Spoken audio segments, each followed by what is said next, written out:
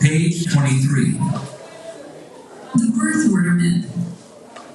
No wonder he's so charming and funny. He's the baby of the family. She works hard trying to please the boss. I bet she's a firstborn. Anyone that selfish has to be an only child.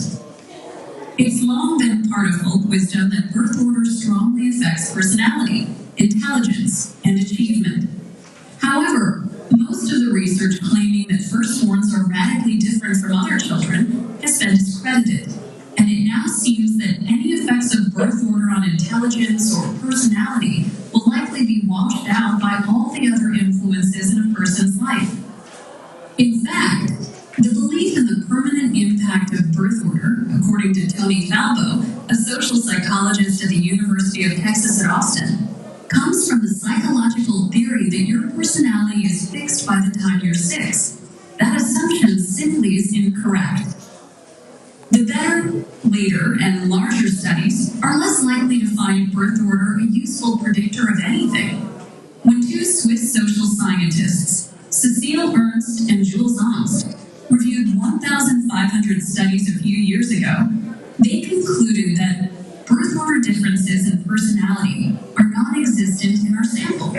In particular, there is no evidence for a firstborn personality. Putting birth order in context. Of the early studies that seemed to show birth order mattered, most failed to recognize how other factors could confuse the issue. Take family size.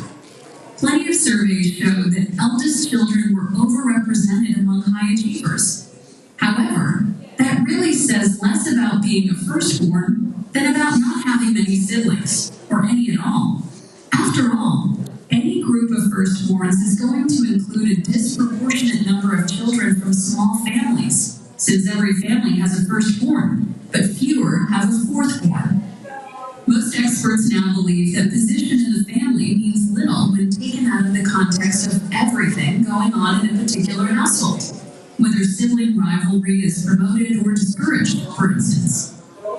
Parents who believe that firstborns are more capable or deserving may treat them differently, thus setting up a self-fulfilling prophecy. Old theories die hard. Consider the question of whether birth order affects achievement or intelligence. Many experts today suggest that birth order plays no role at all. When Judith Blake, a demographer at the University of California, Los Angeles, looked at birth patterns before 1938 and compared them to SAT scores for that group of children, she found no connection. On the other hand, the number of siblings does matter. Small families are, on average, much more supportive of the kind of verbal ability that helps people succeed in school, Blake says. The reason, she believes, is that parental attention is polluted in larger families. As for effects on personality, results are mixed. Research suggests that you're somewhat more likely to be outgoing, well-adjusted, and independent if you grew up with few or no siblings. 2 recent studies, however, found no differences on the basis of size alone. The only certainty is that there don't seem to be any disadvantages to growing up in a small family, including being an only child. After reviewing 141 studies, Falbo and a colleague found that being raised with or without siblings doesn't affect personality in predictable ways. Where small differences were found, such as an achievement motivation, they favored the only children. Do kids need more space?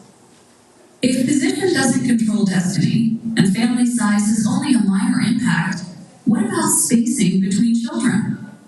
Although little research has been conducted, some psychologists believe there are more advantages to having kids far apart rather than close together.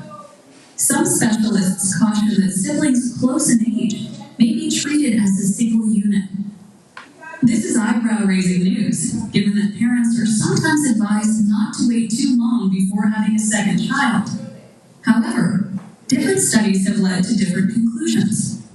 One found that a firstborn was more likely to have high self-esteem if his or her sibling was less than 2 years younger. Another indicated that spacing had no impact on social confidence, and others note positive effects for boys, but not for girls. As with birth order, cautions about jumping to conclusions may be ignored by the general public. As Blake says, you're never going to completely put to rest what people think is fun to believe. Okay.